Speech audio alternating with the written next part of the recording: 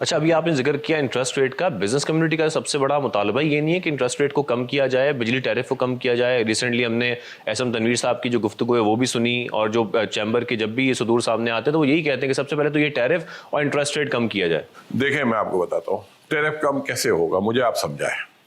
آپ نے power sector کے ایگریمنٹ کیے, سب سے پہلے آپ کے پاس ہائیڈل بجلی تھی, پھر آپ تھرمل لے کے آ گئے, پھر آپ کول بجلی لے کے آ گئے, پھر آپ نے ونڈ پاور کے ایگریمنٹ سائن کر دیے, پھر آپ نے سولر پاور کے ایگریمنٹ سائن کر دیے.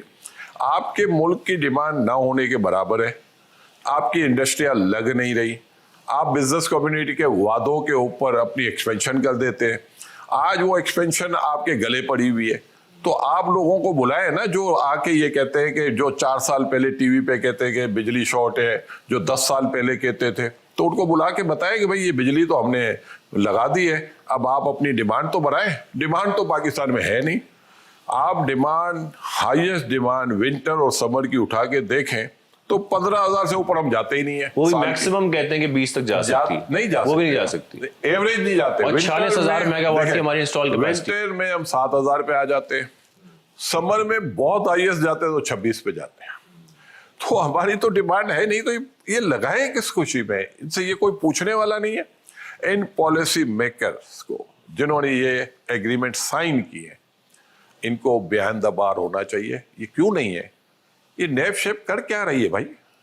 یہ ایف آئی اے کیا کر رہی ہے بھائی؟ آپ یہ تو سمپل فراڈ کے کیس ہے, آپ ان کے اوپر کیس بنائیں. اس ایک ملک میں ڈیمانڈ نہیں ہے اور آپ لوگوں نے لگا دیے کارخانے. آج بجلی کی وجہ سے پورا ملک تباہ برباد ہو گیا ہے.